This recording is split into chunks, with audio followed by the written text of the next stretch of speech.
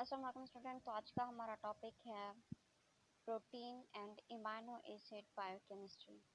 हम स्टडी कर रहे हैं बायोमॉलिक्यूल्स को, जिसमें हमने carbohydrates, importance of water and lipids को स्टडी किया। आज हम प्रोटीन को स्टडी करेंगे। इससे पहले आपसे रिक्वेस्ट है कि अगर आप हमारे चैनल पर न्यू हैं, अभी तक हमारे चैनल को सब्सक्राइब नहीं किया, so please subscribe my channel and press the bell icon, ताकि आपको हमारी लेटेस्ट वीडियोज़ मिलती रहें।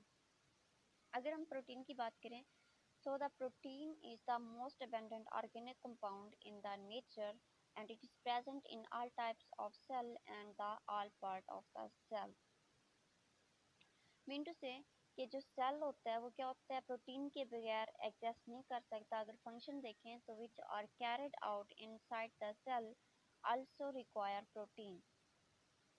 It comprises the 50% of total dry weight of the cell. It means that if you remove the water from the cell content, the rest of the 100 dry content will contain 50% protein, and the rest of the 50% will carbohydrate, lipids and other things. अगर हम protein की functions की बात करें तो उसमें क्या होता है कि जो मोस्ट इम्पॉर्टेंट फंक्शंस होता है वो क्या होता है, is to build the structure of the cell. हम जानते हैं कि जो सेल मेम्ब्रेन होती है वो कंसिस्ट होती है प्रोटीन के साथ, और इसके अलावा जो न्यूक्लियर मेम्ब्रेन होती है या अदर स्ट्रक्चर जो कि क्या होती हैं, ऑर्गेनेलीज प्रेजेंट होती हैं सेल के अंदर, उनको भी क्या होती है, प्रोटीन ज़रूरत होती है। इसके अलावा अगर हम एंजाइम्स या हार्मोन्स की बात करें तो एंजाइम्स क्या होते हैं, आल्सो जो होते हैं ना, प्रोटीन्स इन नेचर्स होते हैं जो कि कंट्रोल करते हैं whole metabolism of the cell. Hormones क्या होते हैं, ये भी प्रोटीन इन नेचर्स होते हैं, and they are going to regulate the metabolic process of the body. इसके अलावा अगर हम देखें कि जो प्रोटीन्स होते हैं they are also known as carrier, mean to say कि they are going to transport oxygen, lipid, metabolic ion from one part of the body to the other part of the body, और even one part of the cell to other part of the cell. अगर example देखें तो इनकी most famous example क्या होती है कि protein जो होते हैं ना, ये कैरियर होते हैं जो कि क्या होते हैं, हीमोग्लोबिन। हीमोग्लोबिन क्या होती है, प्रोटीन कैरियर होती है, ये कैरी करती है oxygen from the lungs to the other part of the body, and also contain iron atom which is present inside their structure. Antibodies भी क्या होती हैं, मेड अप ऑफ प्रोटीन से मिलकर बनी होती हैं, और ये एंटीबॉडीज क्या करती हैं, हमारी बॉडीज को डिफेंस करती हैं अगेंस्ट पैथोजेंस, यानी कि कुछ हार्मफुल बैक्टीरिया या ऑर्गेनिजम्स, मैक्रो ऑर्गेनिजम्स हमारी बॉडी के अंदर जो क्या होते हैं, एंट्री करते हैं, और ये जो एंटीबॉडीज होती हैं ये क्या करती हैं, इनको जाके किल करती हैं।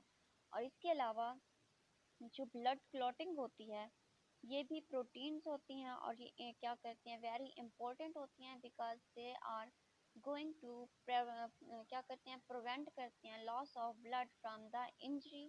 कैसे कि ये जो है ना, इंजरी वाली साइड के ऊपर जाकर ब्लड को क्लॉट बनाते हैं, जिसकी वजह से ब्लीडिंग स्टॉप हो जाती है।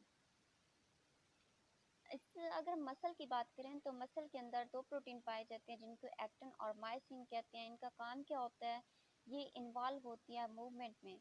अगर हमारे ऑर्गन्स मूव करेंगे तो ऑर्गन्स की मूवमेंट की वजह से ऑर्गेनिजम्स को मूव करने में भी आसानी होगी। So the movement of the organ, because the movement of organ, the organisms can move easily. The protein is also very important for the cell divisions because they are involved in the movement of chromosome. इसके अलावा अगर हम देखें कि जो basic structures होती है protein की वो कैसी होती है, तो प्रोटीन्स क्या होते हैं, एक्चुअली पॉलीमर्स होते हैं ऑफ इमाइनो एसिड के। कि प्रोटीन जो होते हैं ना, इमाइनो एसिड से मिलकर बने होते हैं।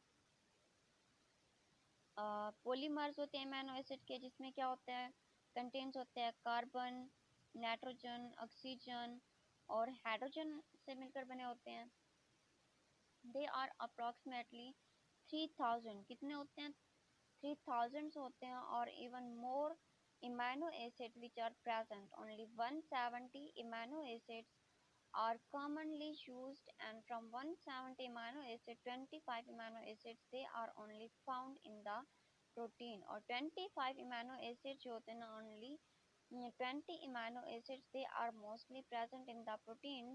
तो हम कह सकते हैं कि the protein they are the polymer of amino acids. So it is important to know that the structure of amino acid is divided into four parts. First part क्या होता है, इसके अंदर इमाइनो ग्रुप पाया जाता है. इमाइनो ग्रुप में क्या होता है, इमाइनो ग्रुप कंसिस्ट होता है नाइट्रोजन और हाइड्रोजन मॉलिक्यूल्स के ऊपर. वन नाइट्रोजन मॉलिक्यूल और दो हाइड्रोजन मॉलिक्यूल जो होते हैं ना, ये इमाइनो ग्रुप बनाते हैं. जो सेकंड ग्रुप होता है वो क्या होता है, कार्बोक्सिल ग्रुप होता है. कार्बोक्सिल ग्रुप में क्या होता है, COOH होते हैं, और जो थर्ड होता है वो क्या होता है, hydrogen group, which is the side chain जो होती है ना वो क्या होती है, R होती है. तो ये हमारे पास फोर का जो होते हैं ना पार्ट्स होते हैं अमीनो एसिड के. The chain is different in all the amino acid. जैसे एग्जांपल देखें तो glycine, the R is actually hydrogen, alanine is actually CH3, and it as the amino acid change, तो functional group जो R होता है ये भी क्या होता है, चेंज होता रहता है. Now these four groups are actually attached with carbon atoms, और जो सेंट्रल में कार्बन पाया जाता है हम उसको क्या कहते हैं, अल्फा कार्बन कहते हैं. तो इसको हम क्या कहेंगे, अल्फा कार्बन कहेंगे. So this is the whole structure of amino acids. In the protein, the amino acid is combined with each other, so the number of amino acids start to increase. The polypeptide chain it starts to form. जब दो इमानो acid जो होते हैं ना आपस में combine होंगे तो एक बॉन्ड बनेगा जिसको हम बोलते हैं पेप्टाइड बॉन्ड.